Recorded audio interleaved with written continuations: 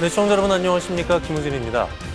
전국 철도 노동조합이 오늘부터 오는 18일까지 나흘간 1차 총파업에 돌입했습니다. 파업 기간 도내 운행률은 평일 기준 여객 열차는 62.9%, 화물 열차는 15% 수준으로 떨어질 전망인데요. 이용객들은 물론이고 도내 시멘트 제조사들의 납품 차질이 예상되고 있습니다. 철도노조 파업은 2019년 11월 이후 4년 만인데요. 공공철도 확대와 4조 2교대 전면 시행 등을 촉구하면서 파업을 이어갈 예정입니다. 국토부는 법과 원칙에 따라 엄정 대처한다는 계획인데요. 정부와 노조가 머리를 맞대고 시민 편의와 더 안전한 근무 환경, 그 모두를 실현할 수 있는 지혜로운 합의 도출이 이루어지길 바라는 마음입니다. 강원도의 오늘과 소통하는 시사 큐레이터, 생방송 더 인사이드 지금 시작하겠습니다.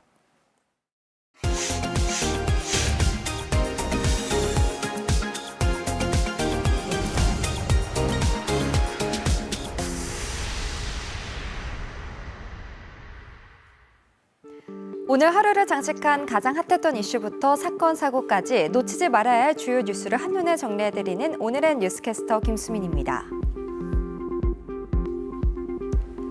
올해 추석 차례상 준비 비용 얼마나 들까요? 한국물가정보에 따르면 4인 가족 기준 전통시장은 30만 9천 원, 대형마트는 40만 3,280원으로 지난해보다 2%에서 3% 더 드는 것으로 조사됐습니다. 고물가 여파로 올 추석 차례상 비용 역시 역대 최고치를 기록했는데요. 지난해에 비해 과일류와 쌀, 밤 등의 가격이 크게 오른 탓입니다. 이에 정부는 지난달 31일 주요 성수품 공급 확대와 농축수산물 할인 지원을 역대 최대 규모로 시행한다고 밝혔는데요. 하지만 지난해 하반기부터 물가 상승이 이어지면서 차례를 지내지 않겠다는 분들이 많은 것으로 조사됐습니다. 최근 한 기업이 20대에서 50대 이상 4천 명을 대상으로 한 설문조사에 따르면 응답자의 56.4%가 차례를 지내지 않겠다고 답했는데요. 6일간의 추석 연휴 계획으로는 고향이나 부모님 댁, 친척 집을 방문하겠다는 답이 가장 많았고 집에서 쉬겠다는 계획이 그 뒤를 이었습니다.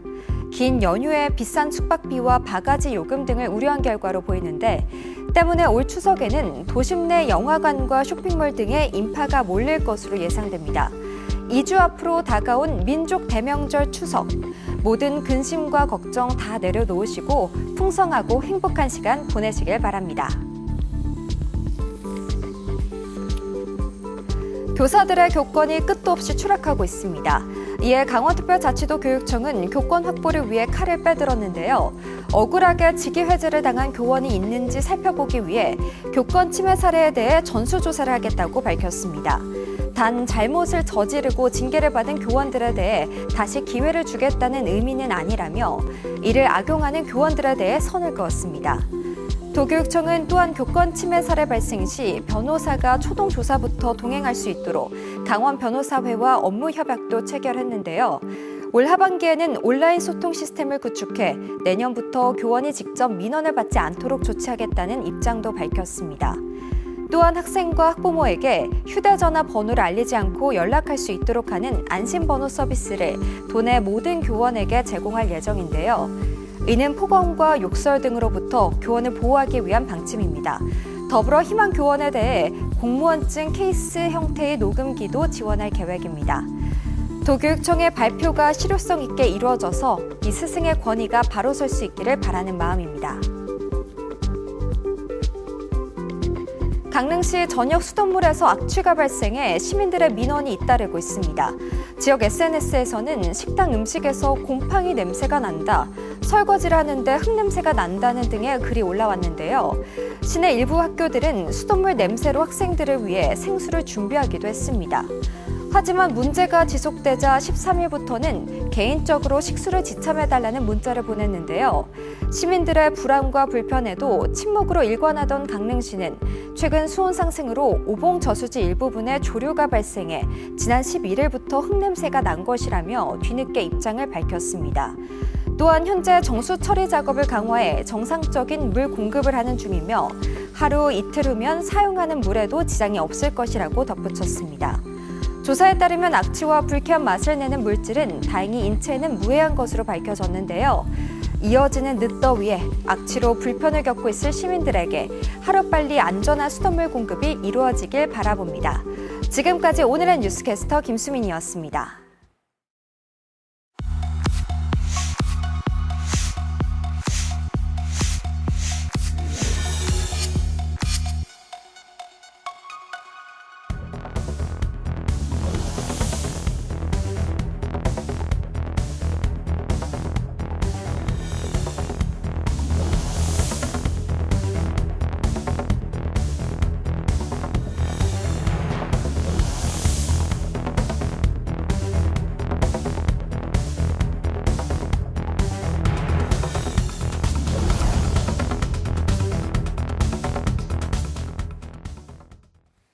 네, 생방송 더 인사이드 함께하고 계신 지금 시각 6시 49분 지나고 있습니다.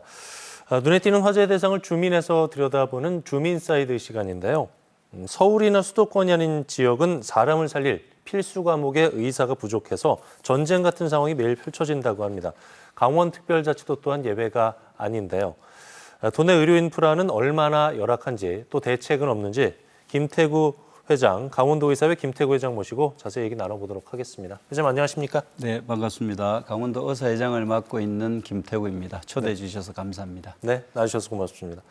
강원도의사회는 현재 얼마나 많은 회원들이 참여하고 있고 주로 어떤 활동을 하는 곳인지요, 회장님? 네, 저희 강원도 의사회는 16개 시군과 5개 특별 분회를 합쳐서 약 2,800여 명의 활동 의사 수를 보유하고 있는 의료 종주 단체라고 보시면 되고, 저희들이 해방 이후에 지금 저희 37대에 이르기까지 다양한 활동들을 진행하고 있고, 현재 저희 임원진들 30여 명과 함께 일을 하고 있습니다. 그렇군요. 지난 2021년에 회장께서 강원도의회 최초로 직선제를 통해서 당선이 되셨습니다. 그만큼 회원들의 두터운 신임을 받고 계신 건데, 회장으로서 그동안 추진해온 사업 성과, 활동을 자평하신다면 어떻게 평가하시겠습니까? 네, 늦었지만 선택해 주신 회원 여러분께 다시 한번 더 감사의 말씀을 드리고, 저희들은 해원민원 고충처리센터를 신설해서 해원민원 고충처리 해결에 주안점을 먼저 두었습니다. 그리고 16개 시군 특별분회를 방문해서 소통에 더욱더 방점을 두었고요. 젊은 의사들 리더십 트레이닝, 강원 지자체와 협의체를 구성했던 점, 신규 회원들을 위한 개원 세미나, 인턴 교육, 그리고 각종 학술 대회, 그리고 유관기관들과 MOU를 맺어서 공익 활동을 같이 진행했던 점, 그리고 의료 현안들, 의료 지식을 도민들에게 알리기 위한 각종 방송 매체 활동들, 그리고 기부 문화, 최근에는 이제 저희 회원들의 자부심을 고취하기 위한 의사예보 창간을 준비하고 있습니다. 새로운 일들 하나씩 만들 때마다 건포람을 느끼고 있습니다. 그렇군요. 그렇다면 지금부터 본격적으로 강원도의 공공의료에 대한 얘기를 나눠보도록 하겠습니다. 뉴스 보면은 지역에 살고 있는 이 응급 환자가 마땅한 병원과 의사를 찾지 못해서 골든타임을 놓쳐서 이렇게 안타깝게 사망하는 소식을 종종 들을 수가 있는데요. 제대로 치료받으면 피할 수 있는 죽음을 뜻하는 치료 가능 사망 비율이 가장 높은 곳이 강원자치도라고 합니다. 타 지역과 비교해서 의료 인프라가 어느 정도 열악한 상황이에요, 회장님? 네, 국내와 비교해서는 좀 열악한 편입니다. 저희 강원특별자치도가 치료 가능 사망률이 21년 기준 약 49.6명이고 전국 평균이 44.7명이니까 조금 높습니다. 네. 특히 서울과 비교하면 약 11명 정도가 더 많다고 보시면 되고요. 1년 통계를 짓게 하면 132명 정도 됩니다. 결국 이러한 원인은 저희 지역이 가지고 있는 면적이 넓은 부분도 있겠지만은 적절한 치료 역량을 갖춘 병원이 부족하고 골든타임 내에 응급치료를 받아야 하는 응급실 접근성이 좀 낮은 게 원인인 것 같습니다. 그래서 저희들이 300병상 이상 종합병원에 도착할 수 있는 그런 데이터를 봤을 때 저희들이 조금 지리학적으로 어려움이 좀 있는 것 같습니다. 도표 보시면은 아시다시피 저희 병상 300병상 이상 병상들이 좀 부족한 곳들도 좀 많이 있습니다. 그렇지만은 OECD 기준에서 저희 국내 저희 강원도가 스위스 다음으로 어떻게 보면 치료 예방 사망률이 낮습니다. 그렇게 전국 평균에서는 조금 높지만은 전 세계적으로 봤을 때는 그렇게 높은 수준이 아니기 때문에 너무 크게 걱정 안 하셔도 되지 않을까 생각합니다. 그렇군요. 지난 8월 10일에 마감된 2023 하반기 전공의 모집에서 도내 의료기관 대부분이 뭐 한두 명 정도 지원하거나 지원자가 아예 없는 곳도 있다고 하는데 이게 어제 오늘의 일은 아닌데 문제는 이런 현상이 매년 반복되고 있다는 거 아니겠습니까? 회장님? 네, 맞습니다. 상당히 안타까운 일이죠. 그래서 하반기에 모집 공고를 낸 과가 대부분 저희들이 우려했던 필수 의료과들입니다. 예. 전국 수련병원 44곳의 답변을 기준으로 360명 중에 한 30% 정도만이 응시를 했습니다. 근데 저희 강원도는 국립대학병원인 강원대학병원에서 8명 중에 1명만 응시했으니까 상당히 더욱더 좀 어려운 입장입니다. 그래서 아마 필수 의료과를 기피하고 또 지방의대에 진출했던 학생들이 수도권으로 몰리는 현상과 맞물려서 그런 것 같고, 더 문제는 이제 이러한 부분들이 가속화되니까 전문의들이 수련의들의 역할을 대신 맡아서 해야 되기 때문에 피로도가 가중되고 또 이탈이 가속화되는 부분이 있는 것 같습니다. 그래서 요즘 젊은이들이 이제 이런 필수의료 전공을 기피하는 이유, 어떤 기준으로 미래를 선택하는지에 대한 원인들을 좀 저희들이 분석해야 될 것 같고, 예. 또 저희 수련 중이라도 형사처벌을 받는 기소율이 일본의 263배, 영국의 한 900배 정도 됩니다. 그래서 네. 아마 이런 부분들도 젊은 친구들이 필수 의료과를 기피하는 하나의 원인이 되지 않을까 생각합니다. 저희들이 젊은 의사들의 유인책을 좀 고민해 봐야 될 시점이라고 생각이 듭니다. 네. 도내 의료기관에서 전문 이탈은 이제 일상이라고 하는데 문제는 개선된 근무 환경을 제시를 하고 또 예전보다 높은 연봉을 제시를 해도 도내 병원에 남아있기를 꺼려한다는 얘기를 들었는데 이렇게 의료진들이 강원도를 떠나는 이유 어디 있다고 봐야 될까요? 예, 저희들이 2020년도에 조사를 했더니 아마 자녀 교육 문제가 가장 컸던 것 같고요. 네. 두 번째가 가족과 떨어져서 지내는 어려움, 세 번째가 사회적인 관계 단절이었습니다. 아마 이런 부분들은 정주 여건하고 맞물려 있는 부분들이기 때문에 쉽게 개선이 어려울 거라고 보고 있습니다. 저희 특히 출신 지역하고 현 근무지를 일치율을 한번 조사해 봤더니 전국이 36.2%인데 반해 저희 도는 15.3% 상당히 낮은 결과를 보였습니다. 네. 과거 강릉 아산병원이 신설될 때 그런 정주 여건 개선을 위해서 노력했던 사례가 한번 참조하시면 도움이 될 것 같고, 연봉이 얼마냐 이런 것보다는 뭐 실수령 얘기라든지 아니면 두 집 살림을 해야 되는 어려움, 그다음에 소득세 감면 등 이런 개선책이 좀 나와서 떠나지 않도록 저희들이 배려하는 게 중요하지 않을까 생각합니다. 네. 기존의 병원을 이탈하거나 퇴사하는 이유가 수도권 내 다른 병원으로 이직인 경우가 대부분이라고 하는데 서울이라든가 경기도 같은 이 수도권을 중심으로 대형 병원들이 분원 설립을 추진하고 있다고 들었어요. 2028년 이후에 수도권 내 병상 수가 최소 6천 병상 늘어날 거라고 합니다. 그렇게 되면은 도내 공공의료 붕괴는 더 가속화될지 모른다는 우려가 있는데요. 이런 우려에 대해서는 어떻게 보고 계세요? 상당히 저희들도 크게 우려하고 있습니다. 네. 6천 병상 이상이 생기면은 의료진의 이탈이 약 8,800명 정도의 의료인이 필요하다고 저희들이 보고 있습니다. 그럼 그 의료진들이 어디서 나가겠습니까? 대체적으로 지방에서 아마 의료인의 이탈이 가속화될 거라고 보고 있습니다. 네. 저는 이제 이러한 부분들이 분들이 이렇게 걱정하는 이유에 대한 분석이 좀 필요한 것 같습니다. 의료자원 관리에 대한 정부 정책 부재와 그다음 허점을 노려서 아마 이런 부분들이 진행이 된 것 같습니다. 그래서 수도권 이 대형병원으로 이렇게 환자들이 많이 가게 되면은 의료 양극화 현상은 더 심해질 거라고 보고 있고요.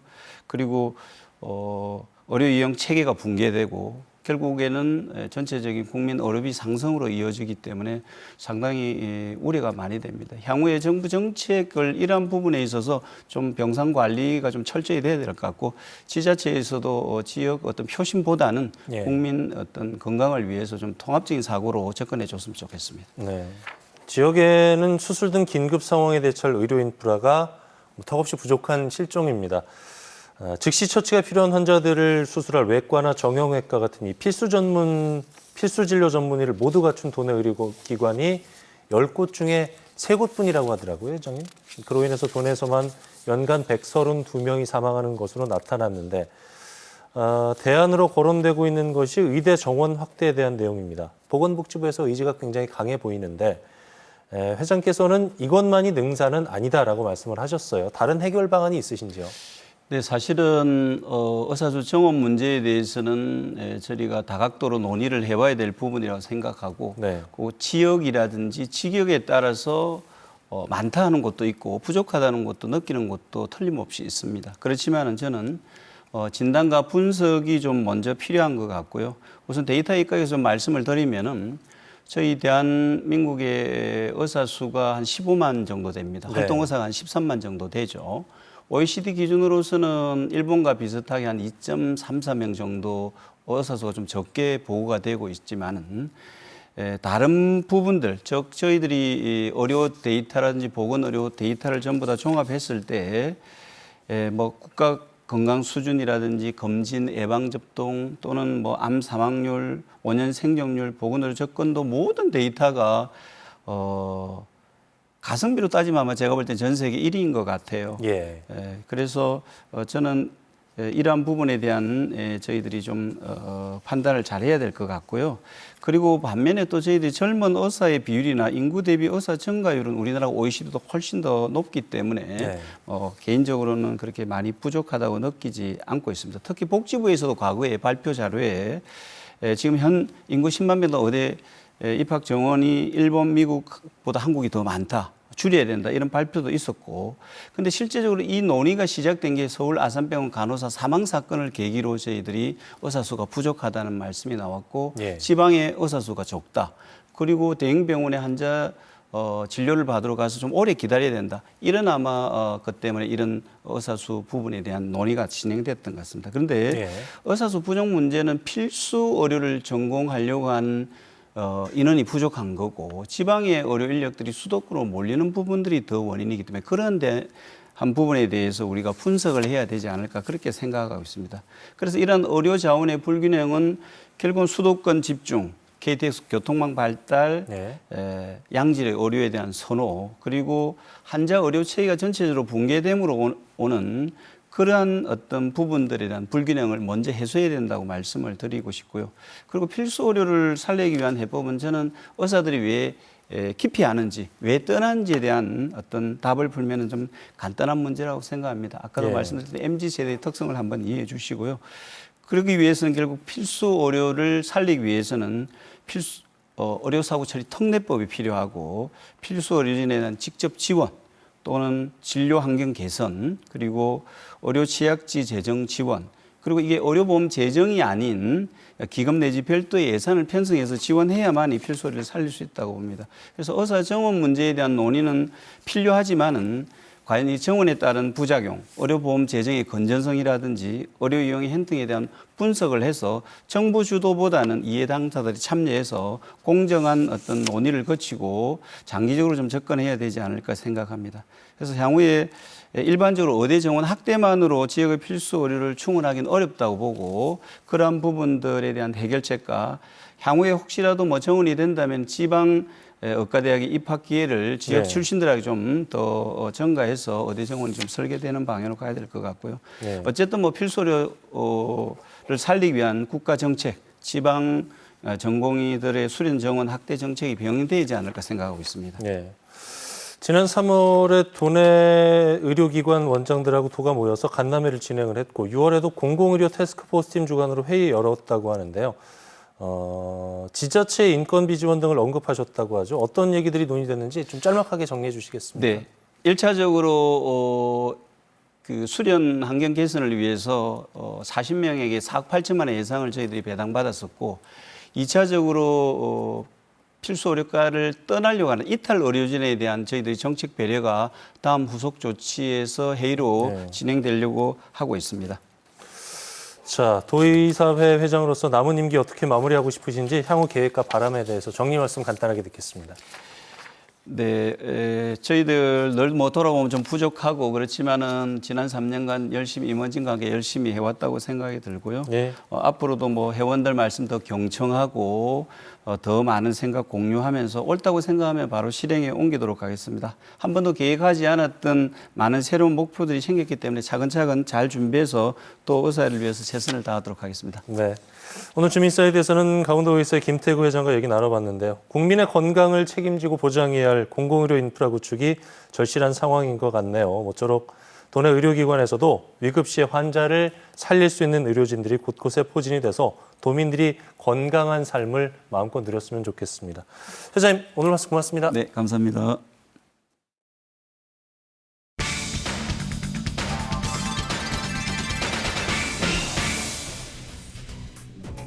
일본 도쿄전력이 1차 오염수 방류분 7,800톤을 지난 11일 모두 바다로 흘려보냈습니다. 앞으로 30년간에 방류될 오염수의 양은 약 134만 톤에 이르는데요. 한국 정부는 오염수 1차 방류에 문제가 없었다고 밝혔습니다. 하지만 우리 국민의 수산물 먹거리에 대한 불안감은 가시지 않고 있는데요. 회를 먹어야 되니 말아야 되니 이러한 생각 자체가 일단 부정적으로 생각한다고 느끼고 있고요. 그래서 늘 뭐 소금이 파동나니 어쩌니 소금이 비싸가지고 없더라고. 앞으로 30년 내지 50년 한다는데 그게 어떠한 결과가 나올지는 아무도 모르고 있거든요. 방사능은 흐름에 따라 흘러갈 뿐인데 그게 다 소모가 되려면 몇만 년이 걸릴지 몇천 년이 걸릴지 아무도 모르는 거잖아요. 일본 원전 오염수 방류 후폭풍에 수산시장과 횟집 등지에서는 찬바람이 불고 있습니다.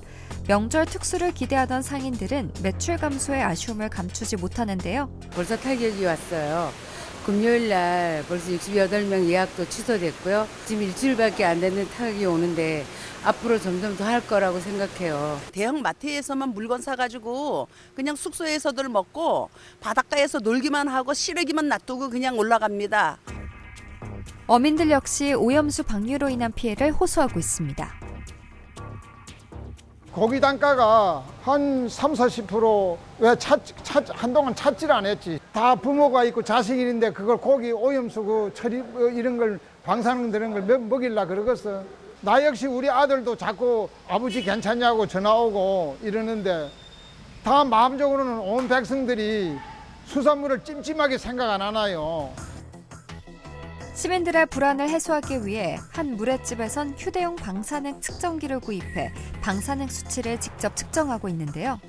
아무래도 이제 수산물이 과연 좀 안전한가 좀 그렇게 우려하시는 분들이 많아서 저희는 내부적으로 저희 휴대용 방사능 측정기를 좀 구비를 했습니다. 그래서 현장에서 궁금해하시는 고객분들께 방사능이 측정을 해서 안전하다라는 그런 측면도 좀 부각을 시켜드리고 있고. 손님이 원할 경우 휴대용 방사능 측정기를 이용해 방사능 오염 여부를 직접 확인하고 있습니다. 생각지도 않고 그냥 들어왔는데 여기 식당에서 발빠르게 대처를 잘한 것 같으네요. 또 검사를 하는 거 보니까 안심도 되고 글쎄 아직까지는 여기까지 흘러들어오지는 않겠지만 일단 눈앞에서 아무 이상이 없다니까 오늘 안심하고 맛있게 먹을 것 같아요. 그렇다면 우리 지역의 정식 방사능 검사는 어떻게 진행될까요? 먼저 이른 아침 동해안에서 채취한 시료를 춘천에 있는 보건환경연구원으로 옮깁니다. 그 후에 방사능 감마 핵종 분석기로 방사능 검사를 시행하고 있는데요.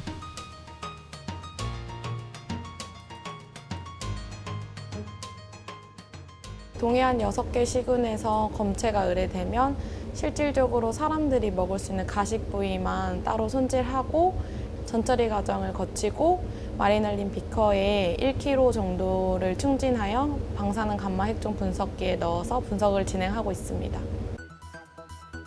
지금으로선 수산물의 안전성을 검증받는 일이 무엇보다 중요한데요. 강원특별자치도는 동해안 6개 시군 수산물의 방사능 검사를 매일 한 지자체씩 실시하고 있습니다. 이전까지 수산물 방사능 검사 장비가 한 대에 불과했지만 최근 2대를 추가로 확보해 오늘부터 고성 한해성 수산자원센터와 강릉 수산자원연구원에서도 방사능 검사가 본격화됩니다.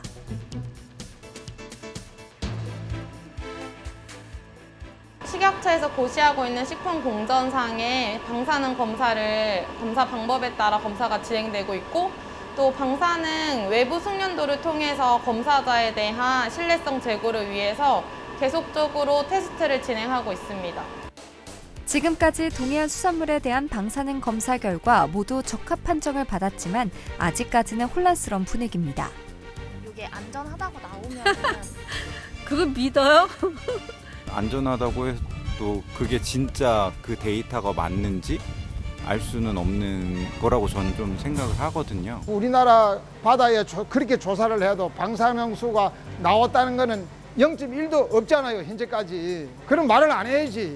해 먹으면 안 된다 이런 식으로 자꾸 몰아가니까 안정을 좀 취하게 해주세요. 정부 싸움은 이제 그만하시고 회를 드셔도 된다는 홍보를 좀 많이 해주셔서 어업인들도 그렇고 상인들도 살 수 있게끔 신경을 좀 써주셨으면 합니다. 정부는 방사능 검사를 대폭 강화하는 등 수산업계 피해를 막기 위해 총력을 기울이고 있는데요. 하지만 여전히 국민들의 불안감은 잦아들지 않은 만큼 이를 해결하기 위한 방안이 필요해 보입니다.